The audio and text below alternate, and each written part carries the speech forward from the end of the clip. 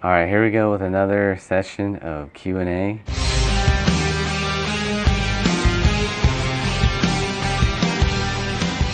Let's see, we got about 14 or so comments today. Some are long, some are short, some are simple, some are complicated. But we're going to do our best to get through them. Okay, so the first one here is, let's see, requesting more 2012 to 2014 videos for the Camry. That one, we sort of borrowed that one. We'll keep an eye out. We'll have to keep an eye out for another one of those vehicles. What I was thinking is 2007 to 11 has suspension issues with the shocks going bad. So we're probably going to be looking at both those generations of Camry to do suspension videos if possible. So we'll keep our eye out. Let's see. Here's a comment that, if I summarize, basically asking for a head gasket video for a 97 Honda Civic. That would cover pretty much 92 to 2000. On that one, that'd be a pretty extensive video because we're gonna have to have a car that's down for a couple days, assuming we do the head gasket, valve job, and everything else, all the camera angles. So we're looking into that, trying to probably get a project car that we can have just parked in the driveway. So yeah, that one might be a little while, but we'll see what we can do. Let's see, next one here is asking for what this, trying to identify the switch that is next to the upper radiator hose on a 95 Accord. I'm thinking if that's the thermostat housing, there is a fan switch right there on the thermostat housing. It also asks about how many thermostats. There's just one in that housing. That's the main thermostat for the cooling system. If you have any more questions on that, feel free to leave us more comments. Next, we got another Accord question for the thermostat replacement. Let's see, asking about different size gaskets. There only should be one size gasket for those thermostats. The thermostat gasket basically is it's like a slotted gasket that the edge of the thermostat fits inside the slot all the way around. So it's a nice snug fit, and it shouldn't be able to fall out of place or anything like that. If you have some smaller, thinner gasket, I would be concerned that that's the wrong one. Let's see. What if the PCV valve is stuck in the hose on a 98 to 02 Accord? On that one, if you can't get it out, I mean, you could theoretically break it to get it out, but I don't know, that might leave pieces inside. Probably gonna boil down to just replacing the hose as well. Let's see. After replacing the distributor on a 96 Accord Coupe, the vehicle is not starting. If it's one of those rebuilt distributors, sometimes these aftermarket rebuilds are not the best of quality.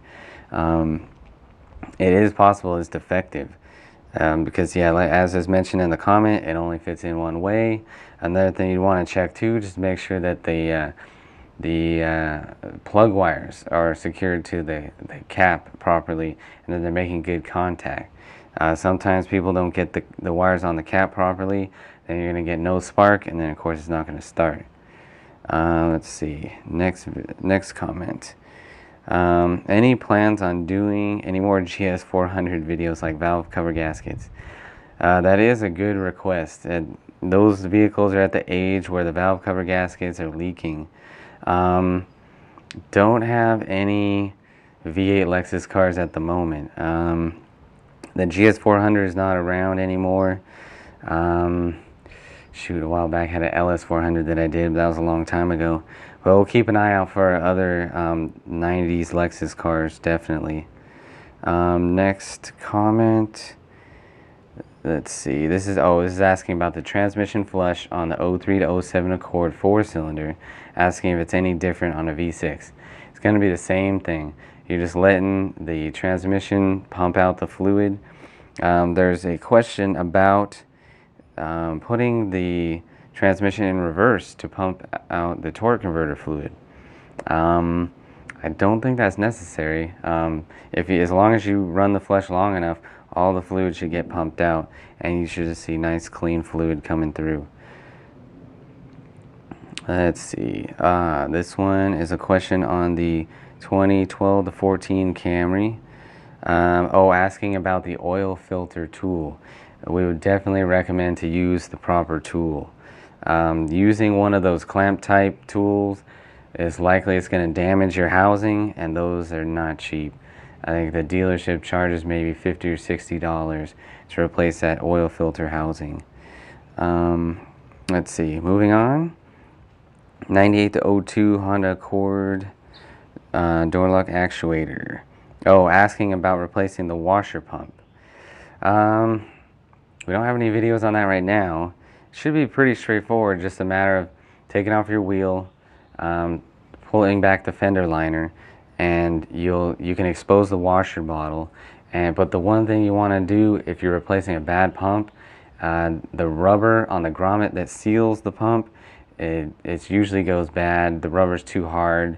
When you shove the new pump in there, it's probably going to leak. So definitely get a new grommet to go with your pump. Let's see, next we have, this is another Honda Accord question. Trying to get the bolt off of the heat sensor.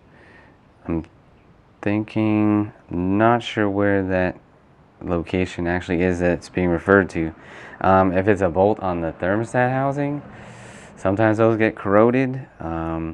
Moisture gets in there, a lot of heat, and corrosion does happen. So it might be something where you have to replace the housing. Hopefully not. Hopefully you can just clean up the bolt or get a new one.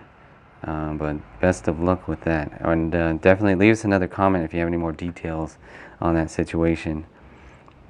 Next, bleeding the power steering system. Oh yeah, it's just referring to how to do it. On the Accord, should just be a matter of turning the wheel back and forth. It'll push the air out of the system, and then just add fluid as necessary. It's pretty simple. Next, 2003 to 7 Accord transmission flush. Let's see. Have you ever experienced any problems with the transmission after the flush? Purchased 10 quarts from Honda, and they try to discourage flushing. Let's see. How many miles? How many miles were on this one when we flushed it? 100 and something. A little over 100?